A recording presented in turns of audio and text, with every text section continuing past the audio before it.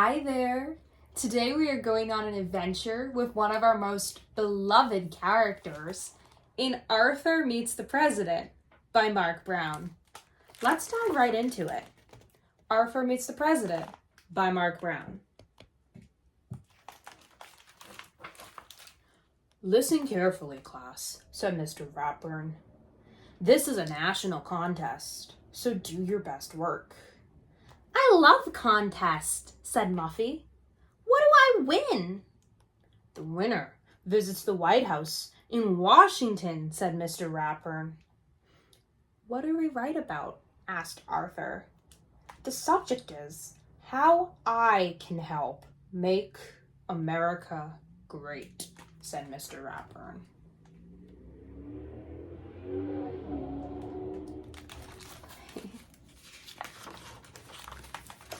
Everyone started writing. Arthur started thinking. He thought about the time he and DW helped old Mrs. Tibble clean her yard.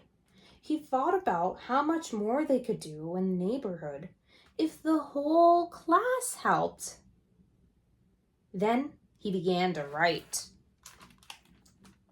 I really like this picture because if you look at the blackboard carefully, you can see the names of the first 5 presidents, which were George Washington, John Adams, Thomas Jefferson, James Madison, and James Monroe. But my favorite part is the question they ask underneath, which is, which president didn't live in the White House?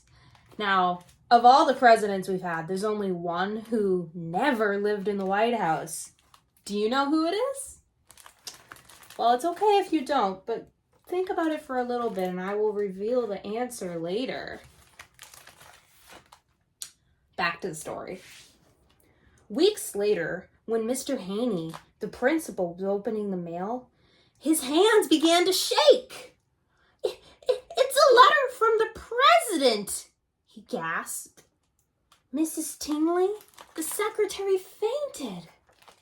Prunella, who was in the office with a stomachache, suddenly got better. Open it, she shouted.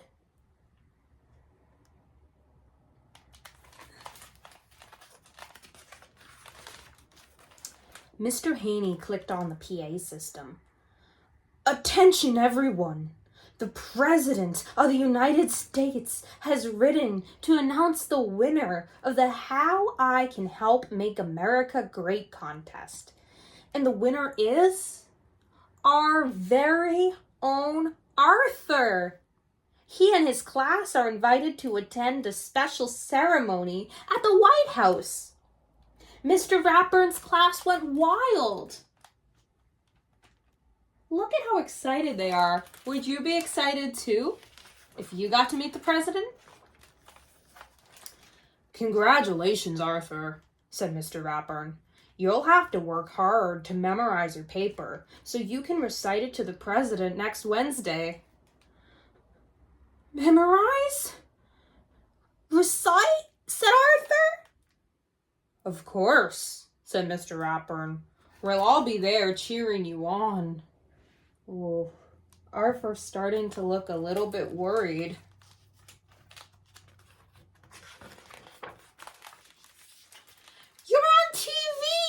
Screamed DW when Arthur got home. Listen! He will recite his winning essay to the president and all of America, the announcer was saying. I feel sick, said Arthur. Not as sick as you'll feel when you're giving your speech, said DW. If you can't tell, I think DW is my favorite character. There's so much to do before we leave, said Mother. Arthur, you'll need a new suit. What about me? Asked DW. I need to look beautiful when I meet the president. The president is very busy, explained Father. He'll only have time to meet Arthur and hear him recite his essay. If I can remember it, said Arthur. Of course you can, said Father. Just relax. Pretend I'm the president and Practice right now. The thought of sitting next to the president made Arthur's mind go blank. He said. Uh-oh, said D.W.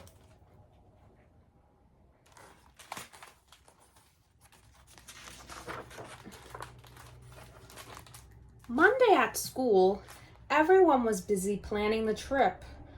Oh boy! No homework for 3 days, said Francine. Not quite, said Mr. Ratburn. Everyone groaned. Each of you will have to do a report, he explained. As we tour Washington on Wednesday, you will be our guides. So get to work. I'll see you at the airport tomorrow morning.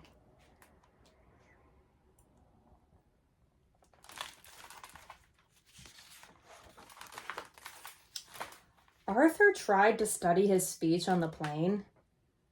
Don't forget to mention me to the president for the Teacher of the Year award, Mr. Ratburn reminded him. Aren't you excited? Asked Buster. I'm too nervous to be excited, said Arthur. You need help, said D.W. I'll make the speech for you. I have a lot of ideas about how to run the country. You and me both, D.W. There's a lot going on in this plane ride. That night at the hotel, Arthur was too worried to sleep. What in the world are you doing? Asked Father. What if I forget my speech and the president laughs at me? Arthur asked. The president would never laugh at you, said Father. Why don't you write your speech on note cards and keep them in your pocket? He suggested. Just in case. What a great idea, said Arthur. He felt much better. Now, try not to worry and go to sleep, said Mother.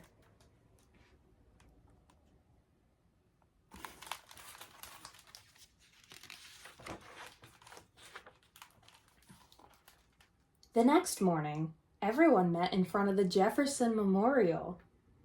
Arthur, you look so handsome, said Francine. Ready to meet the president, said Mr. Ratburn. I guess, said Arthur. He reached into his pocket to make sure the note cards were there. Time for your reports, called Mr. Ratburn. Only 1 more hour until we're due at the White House.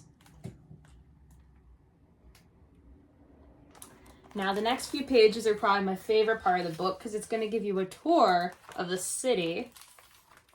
You ready? Our first stop is the Washington Monument, the tallest building in Washington, explained Francine. 898 steps to the top. Everyone ready? Are you kidding? Said D.W. I'm taking the elevator. This is the Capitol, where Congress makes the nation's laws, said Sue Ellen. I think we all know how important it is to obey the law, said Mr. Ratburn.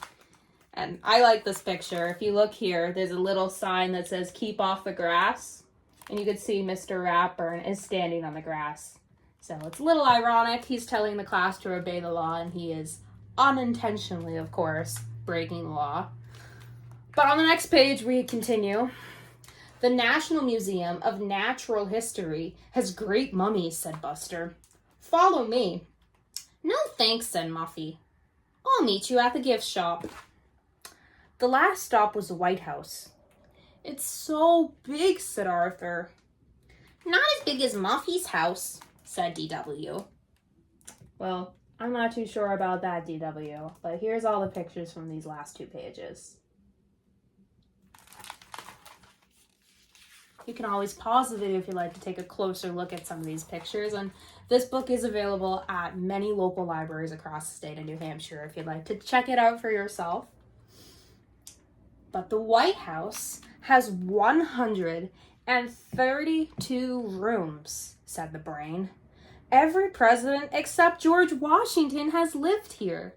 So the answer to our question from earlier is none other than our first president, George Washington. He has never lived in the White House. It was built after his life.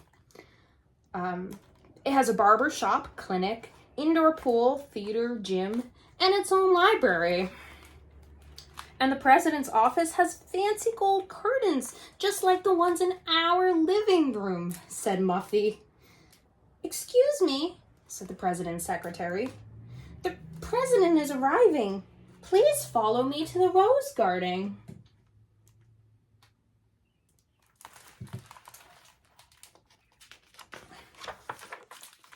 Arthur gulped. It was almost time. He took out his note cards. Suddenly, a strong wind blew through the garden. Here comes the president, squealed Muffy. My speech, gasped Arthur.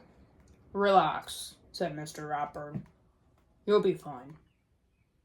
DW wasn't so sure, but she had a plan. Now you can see that this here is causing the strong wind for the rose garden. I think roses are really pretty. I'm not sure about you. Arthur had never seen so many important looking people. Good afternoon, Mr. President, he began. When I think about what I can do to make America great,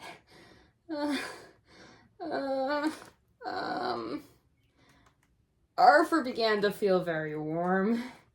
His knees began to shake. His mind went blank.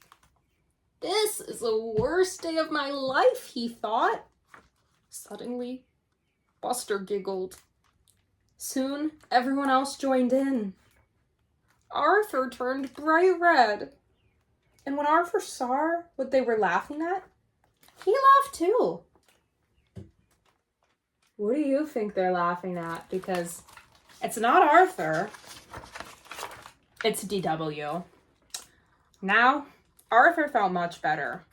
He recited his whole speech without forgetting a single word. And in conclusion, he said, we can all help make America great by helping others. Good, said DW. Then help me down. You see, she's hanging upside down from a tree to make her older brother relax a little bit and remember his speech. So I think we learned quite a bit from this story about overcoming stage fright, anxiety, and your fears with public speaking.